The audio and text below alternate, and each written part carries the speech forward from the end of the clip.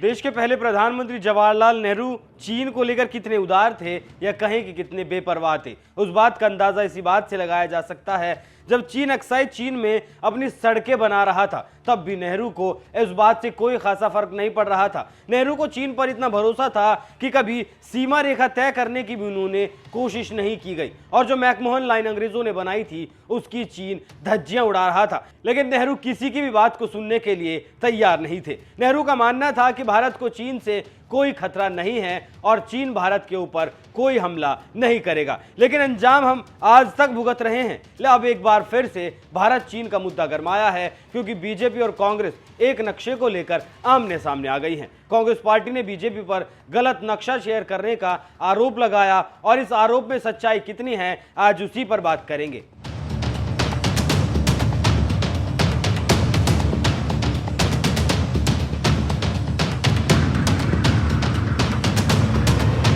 नमस्कार, NMF news देख रहे हैं आप। मैं हूं आपके साथ अभिषेक पुंडी।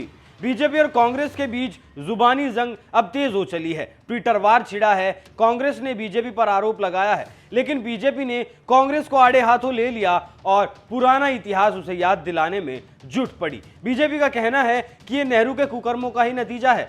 दरअसल कांग्रेस ने अपने ट्विटर हैंडल से एक वीडियो शेयर किया। उसमें दावा किया गया कि बीजेपी ने अपने एनिमेशन वीडियो में जम्मू कश्मीर का गलत नक्शा दिखाया है। आपको बता दें, ये जो वीडियो आप देख रहे हैं, ये वीडियो बीजेपी के ट्विटर हैंडल से शेयर किया गया था। उसके बाद कांग्रेस ने एक छोटा सा इस वीडियो से एक छोटा सा टुकड़ा निकालकर अपने ट्विटर पर पोस्ट किया। कांग्रेस का कहना है जब उसने इस मुद्दे को उठाया तो उसने बीजेपी ने वीडियो को एडिट कर दिया और दोबारा पोस्ट कर दिया। कांग्रेस ने इस गलती के लिए भाजपा से माफी मांगने की भी मांग की है। इसके जवाब में बीजेपी ने भी तुरंत जवाबी कार्रवाई की और सामने आई और कांग्रेस की बखिया को उधेड़ने लगी।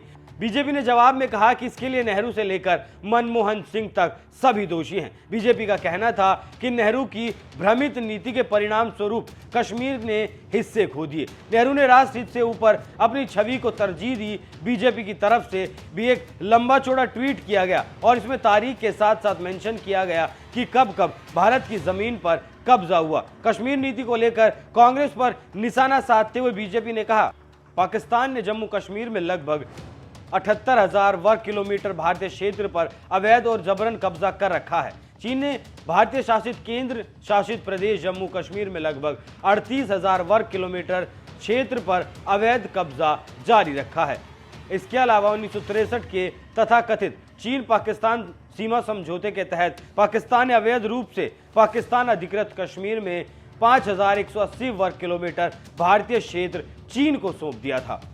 इतना ही नहीं, इसके साथ ही बीजेपी का यह भी कहना है कि 2014 के बाद से भारत ने एक भी इंच जमीन नहीं खोई।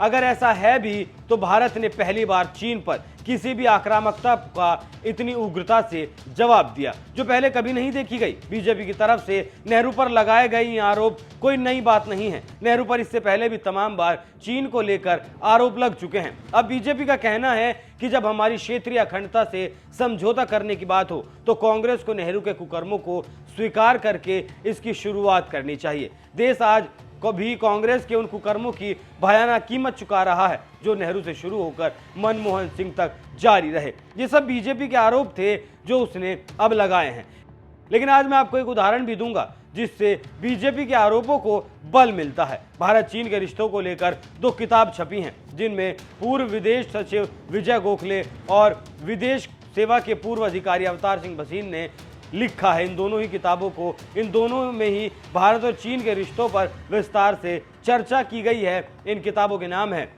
The long game, how China negotiate with India और नेहरू, तिब्बत एंड चाइना। भसीन और गोखले की इन दोनों ही किताबों में भारत और चीन के रिश्तों पर बेहद ही बारीकी से इसमें उकेरा गया है। भसीन ने अपनी किताब में बताया है कि वो चीन को यूएनएचआरसी में सदस्यता दिलवाने के लिए नेहरू जितने उतावले थे, लेकिन उसके साथ लगने वाली सीमा पर बात करने के लिए वो उतने ही ज्यादा बेपरवाह थे। दरअसल नेहरू समेत आजाद भारत के नेताओं को राजनीतिक अनुभव तो बहुत था, लेकिन अंतर्राष्ट्रीय कूटनीति के मामले में वो अभी उतने दक्ष या कहें परिपक्व नहीं थे, क्योंकि 2 सदियों से भारत की विदेश नीति तो उसका शासक ब्रिटेन तय कर रहा था। 1962 का जो युद्ध हुआ उसमें भारत को करारी हार झेलनी पड़ी थी। ये सब नेहरू की ही बेपरवाही का नतीजा था, क्योंकि नेहरू को हिंदी चीनी भाई भाई का नारा देते थे।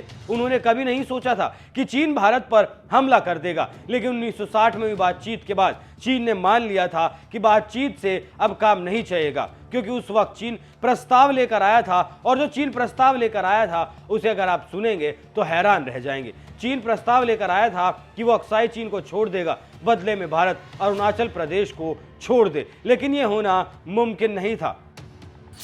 गुस्साए चीन ने शुरू की युद्ध की तैयारी। 1960 में हुई इस मुलाकात के बाद चीन भारत से वापस लौट गया और अपने वहां जाकर उसने अंदर ही अंदर अपनी युद्ध की तैयारियां शुरू कर दी और साल 1962 में भारत पर हमला बोल दिया।